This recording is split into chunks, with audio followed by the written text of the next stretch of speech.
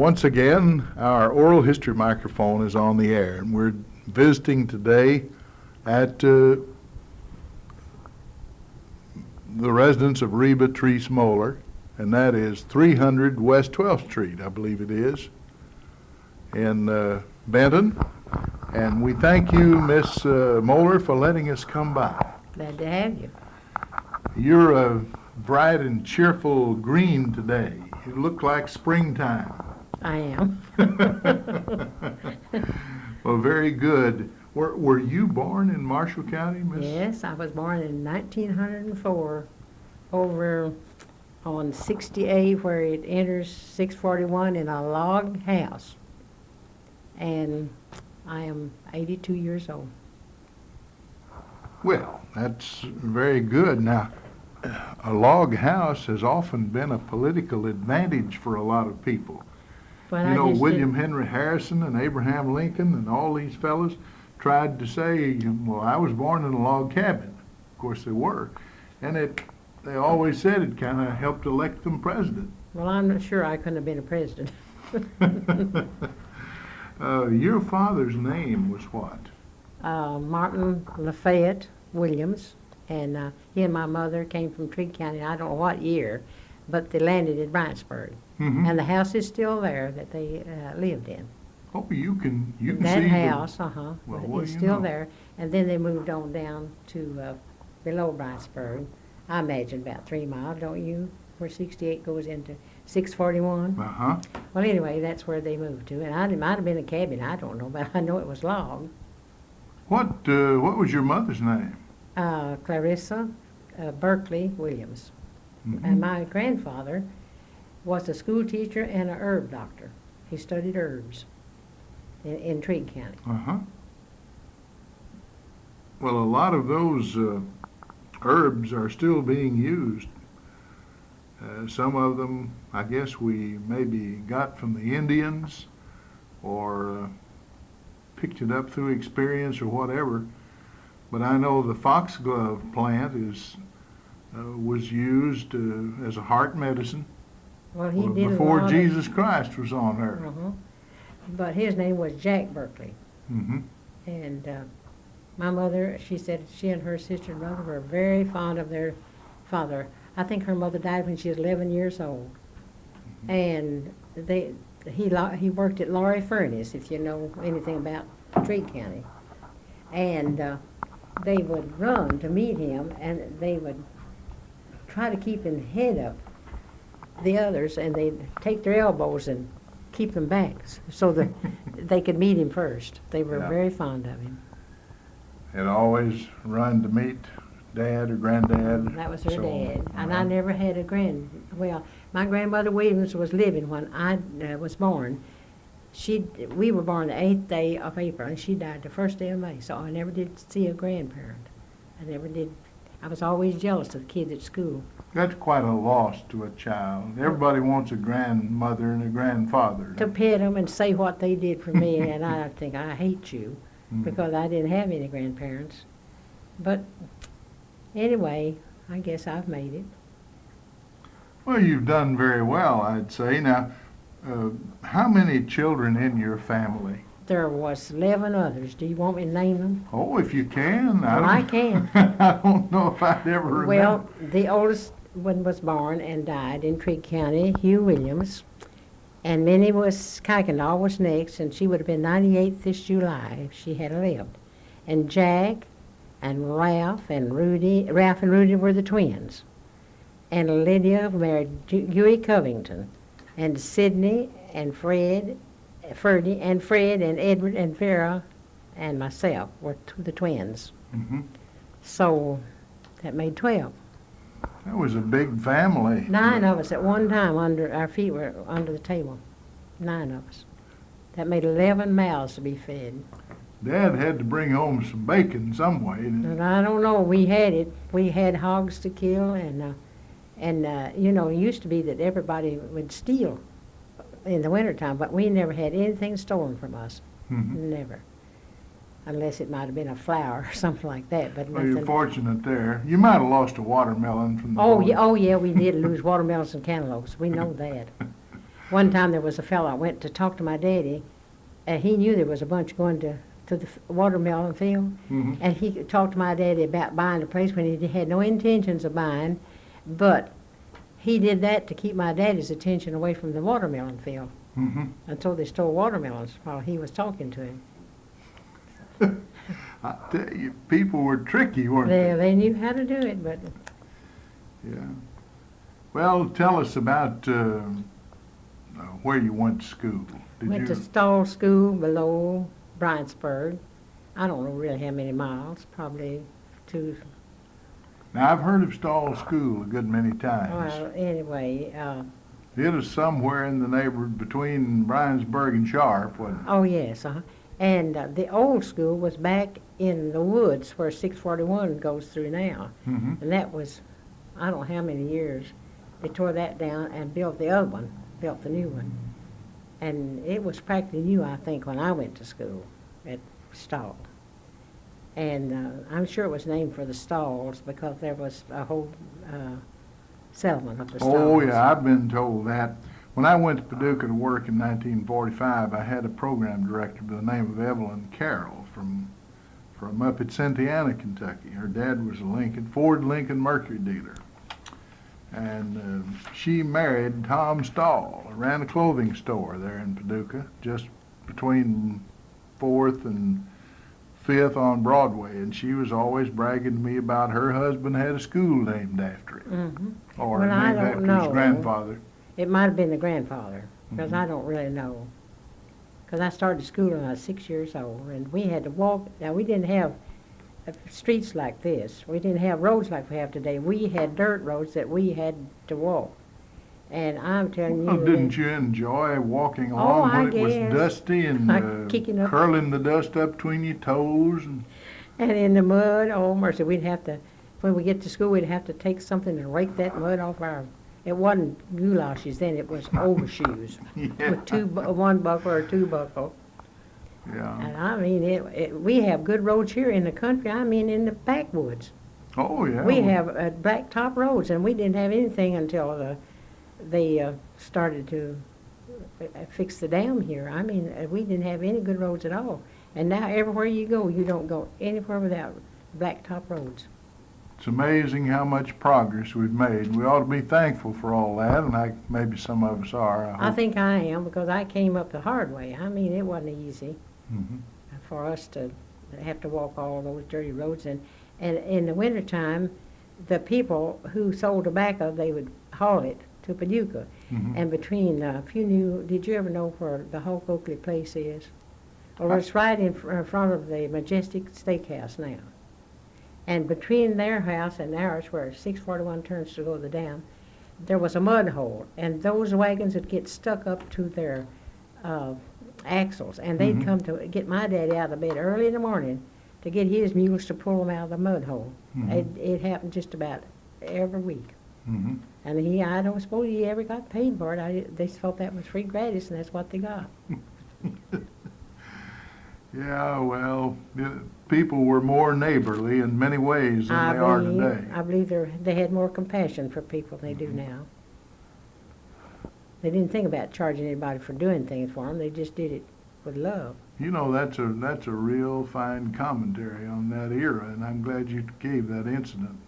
I wouldn't have thought to ask you about how the roads were. Oh, they were terrible. I've heard my dad talk about hauling, in his day, tobacco to Paducah, and I remember he'd say, we'd think when we got Sharp we had it made, because from Sharp on the road was gravel.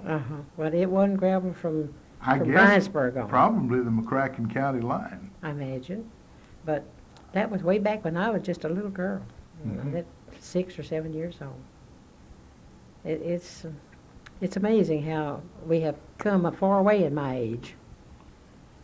Yes, my dad used to say, well, I was born in 1891. That was the year that Elwood Haynes made the first gasoline automobile in America. And then, of course, Henry Ford soon came along and made them popular. And then the Wright brothers invented the airplane in 1903. And of course, he lived to 1970. So he'd seen all of those changes in his lifetime. Well, Of course, at my age, we never did own a car. We just had mules and a wagon and a hack. We didn't have a Surrey even. That was too expensive. And now I didn't learn to drive a car until I was, I believe it was 53. Mm-hmm. I never did. They were afraid that I'd have a wreck, and I have had some, but I've never killed anybody yet. I hope I don't. Well, I hope you don't either, especially yourself. Oh, my goodness. Or, of But course, anybody else. I try to be real careful, but now my sight's getting kind of bad, and I'm going to have to be careful about that. Now, you tell us about any of the teachers that you might remember. Well, let me see. I guess the first one I went to was, I don't know whether it's Prince Hasten or not, but anyway, Prince Hasten and Ollie Walker and Clay Walker and Zero Grubbs and Miss Karen Holland. And now that was when I was going to Stall. And then when I came to Benton, I can't remember my 8th grade teachers here. I remember Brent Hastings, my dad. He was a roommate of my father over at long-term care here at Benton Hospital. Well, he was a real fine fellow. They were real good friends of my mother's and daddy's at Bryansburg when they lived there. And they thought they were just real fine. And let me see, who else? Well, that's representative of the group. Do you remember any of the games you played? Oh, we played hopscotch and Anthony over, and I guess it's two-eyed cat batter. I don't know. Is that right? Well, Been so long I can't think. You know, I've heard of that, and I never really was aware of the game. Never played it when I was growing up. But it's some variety of baseball. And town ball, wasn't that? Well, now I remember town ball. You played Was that it. three You played it the same base? as baseball as I remember, except I know you could cross people out with a ball, and that's right. as well as having to throw them out. Oh, and was it ever hot? They'd start school in July, and it was very, very hot. But and I think we only had 30 minutes recess, but they had fun. 30 minutes seemed awfully I believe that's short. right, 30 minutes. Seemed awfully short when you had to go back in that hot house. Yeah, it surely did. And we had just a stove in the center of the building, and everybody, when it was real cold, they'd have seats around that to keep warm. And I don't remember how many students they had. Not too many, I don't guess. I don't imagine they even had 50. I know that I can just hear my first teacher, Miss Carrie Redden, when she'd say, "Now, first grade spelling, please pass to the front." That's what they said. And there was a bench up front, and everybody Yeah, else. it was a long bench up right the rostrum. So then each one would get up and recite. Sometimes you'd have to go to the board and I believe they called it ciphering, do arithmetic problems. I don't know what they called it, but I didn't like it because I wasn't very good in arithmetic. No, I never did really love that the way I did some of the other subjects. You'd have to, long division, I remember, I thought it was pretty tough at the beginning. Everything about arithmetic was tough for me. There's some things I can't remember, but I can't remember about how many there's left that went to Stall School. There's not too many. Just about all of them are gone now. I believe Laura Covington, who married a Mathis, I believe she's still living. And Breen Oak is gone, and Claudine McNatt's gone, and Ethel's gone, and my brothers, well, all of them, just about all of them are gone. That's sad. It really is. It reminds me of a joke, though, that I read the other day. I believe it was in the Woodman of the World magazine. It said a reporter was interviewing an old fellow, and the man said, "You know, I don't have an enemy in the world." And the guy said, well, that's wonderful. Said, you've been a good Christian fellow, I guess. He said, no, I've just outlived all of them. That's about me. I've about outlived all of them. But now look in my family, 12, and I'm the only one.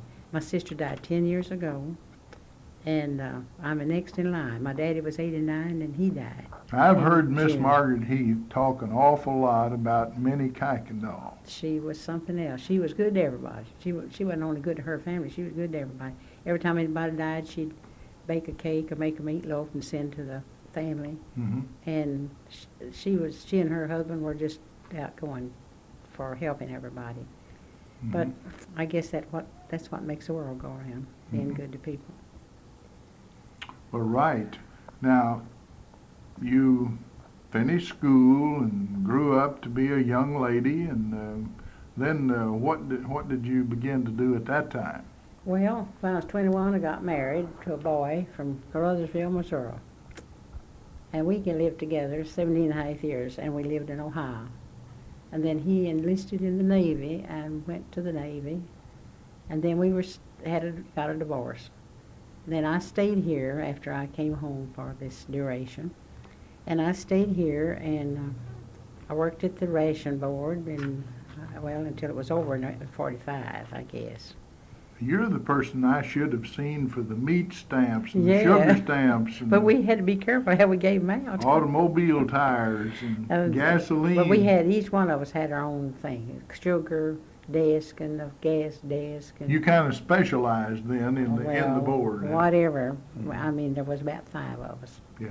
But it was something else. And in 1945, I believe, is when it was over.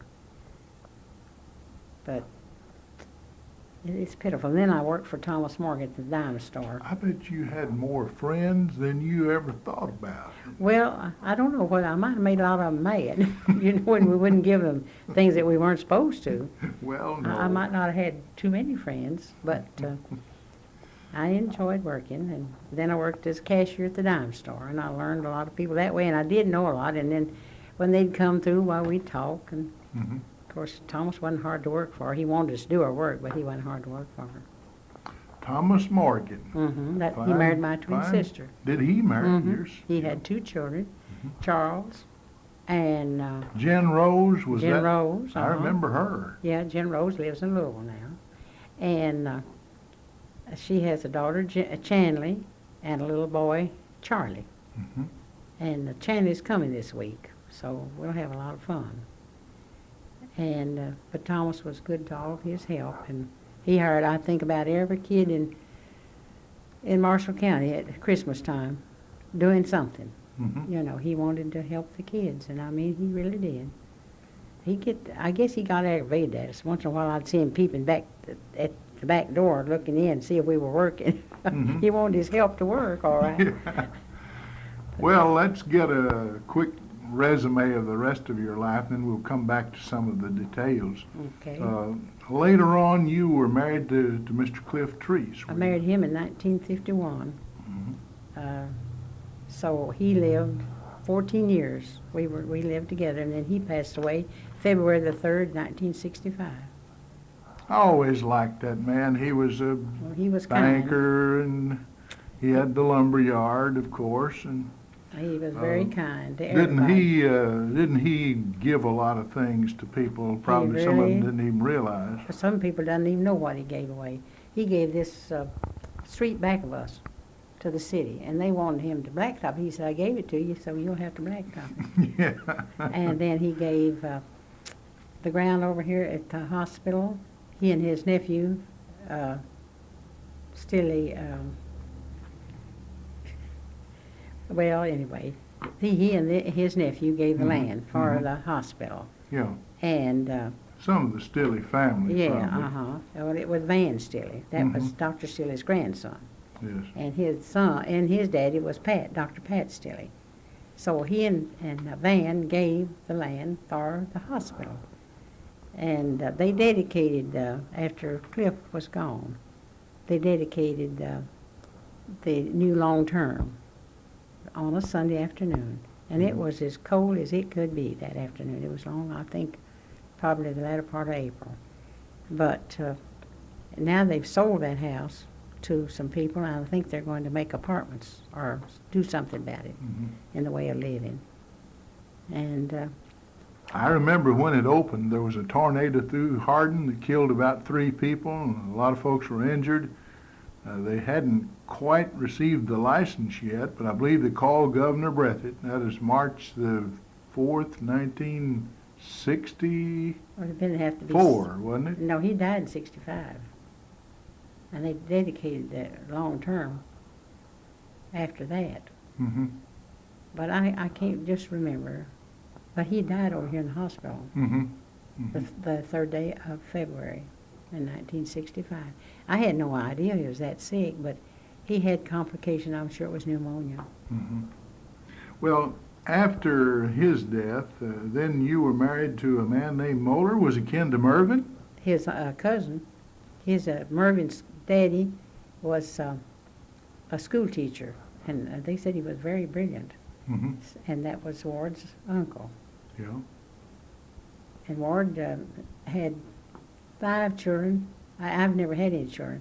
Ward had 5 children, 13 grandchildren, and 4 greats. And now then, since he's gone, we have 3 more. Yeah. And I married into a family, Yeah. and they're just as nice and lovely as they can be. Well, that's They good. make a Mother's Day for me, and, well, they just make it real nice for me. So I appreciate that, because I live here alone, and they live in Reedland and Lone Oak and Glasgow, Kentucky. Mm-hmm. So, and in Tennessee, the grandchildren, some of them do.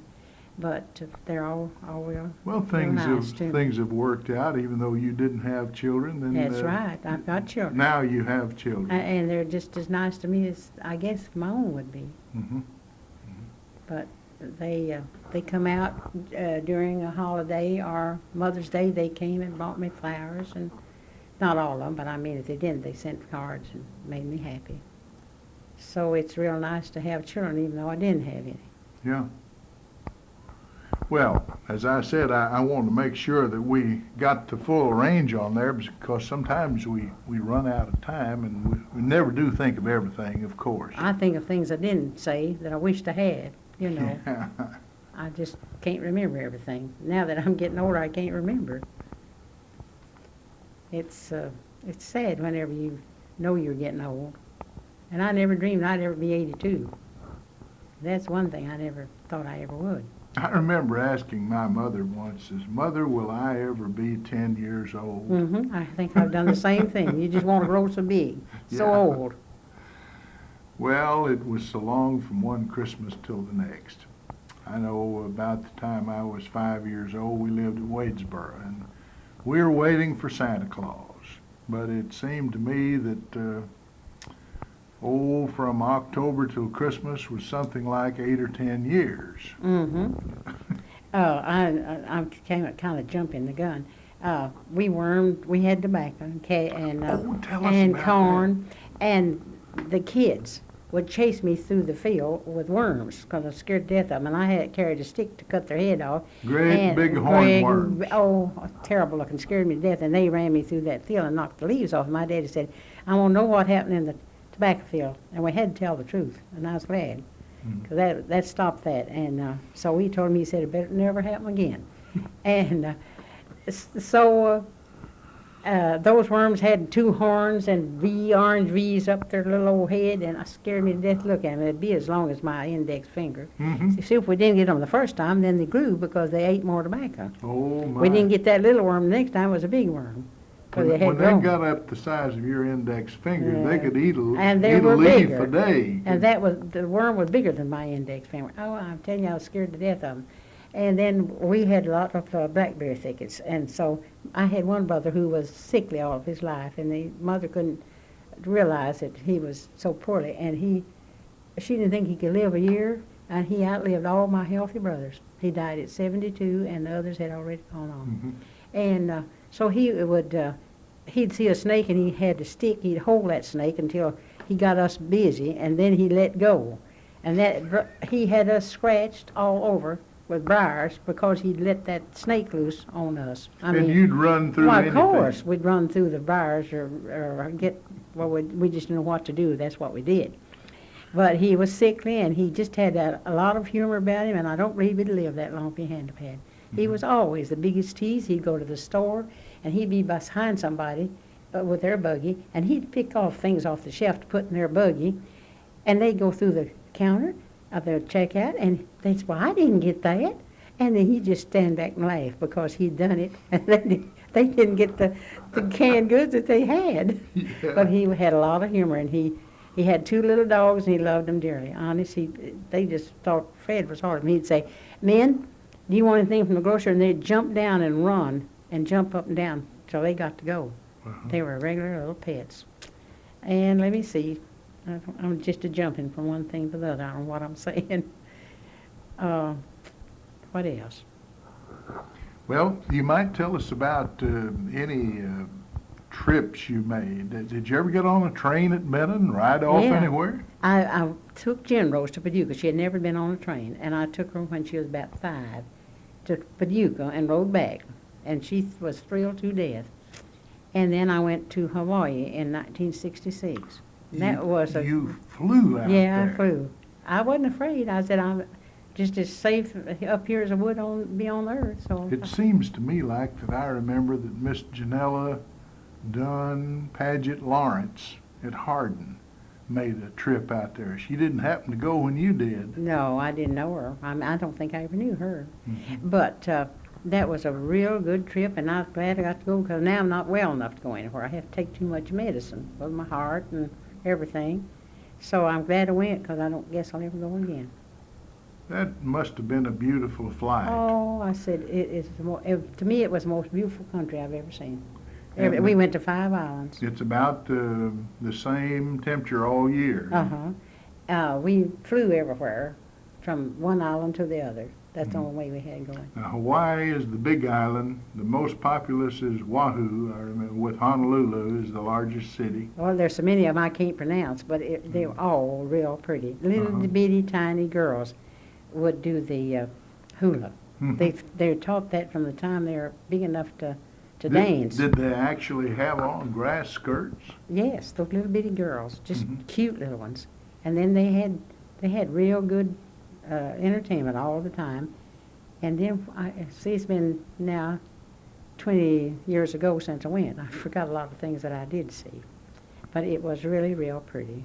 And I'll never go again. I would love to go, but I don't have the health. But I saw enough that I can remember that much. Mhm. And keep those memories with you as long as you I live. sure will. I enjoyed it thoroughly. I have thought I'd take, at one time I told Lori Long I'd take her, and Chandler I told her I'd take her, but now I can't go because it's of my health. So, Did you used to look forward to big singing days? yes, but I don't now. I don't even go. Well, you better get yourself a new bonnet and. I don't know why. I just don't care for big singing. Mhm. But maybe I might go this year. If you and Miss Toole over here encourage me. Miss Tula will go if she's Oh, she'll go. able. She'll go, and she'll be able. Yeah. She's a wonderful neighbor, I'll tell you. When I'm sick, she'll say, "Have you had your dinner?" Well, you wait. I'll bring it over to you in a minute. Mhm. And if I'm well, she'll say, "Have you had your dinner?" Well, come on over then. Mhm. So she's a real good neighbor. I said, and she's my wedded friend, and Eva Pfizer's my wedded friend, and I called them in the afternoon. I said, "Do y'all want to eat out or in?" Well, come on, if you want to eat out, we're going. Yeah. And then after we've eaten, we take a drive. There's not ever a road that we don't go over. I mean, we don't go over the same one twice in over a Well, month. that's good. And That's the most wonderful. beautiful scenery you've ever seen, and the pretty houses you'd ever, if you don't go, you'll never see it. Uh-huh.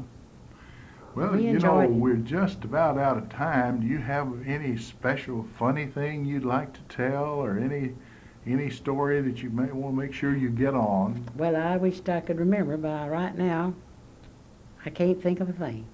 Really, I can't. You've been a great interview, and Well- you've told about all those mud holes. Oh, my goodness. I've seen the mud holes now. That's right. Yeah. Well, thank you very much. We've certainly enjoyed visiting with Reba Treas Mohler And I here thank you. at 300 West 12th Street in Benton. She has a beautiful home, and although she's 82 years old and taking medicine, she looks good. She's got a beautiful shine and sparkle in her eye, and we're certainly pleased to have visited with her. This is our oral history microphone. I'm Ray Mofield, and we return you now to the studio. And I thank you. My minds are getting kind of short. I think it'll be I just can't understand anybody getting up and singing and all the things they do. I'd be scared to death. You're a very good man to interview people. There are people that You like just- that pen? No, that's Where did yours. it come from? Must be yours. I was looking for Well, my I- pen, and here it is. I had it on. Peel the and other Holland, side. and I have another one. That must be yours. Well, that's all right. If it is, or it is. Yeah, the one I had here is May's Mission for the Handicapped. I think I That's gave yours. I That's not gave mine. them $2 donation, and they sent me that pen, Well, little 20-cent pen, I guess. but you know they have to have money from somewhere. Did you know that since Ward and Cliff have died, I have got more mail through the mail to give a donation of $15 or $20, and I can't do that to everybody.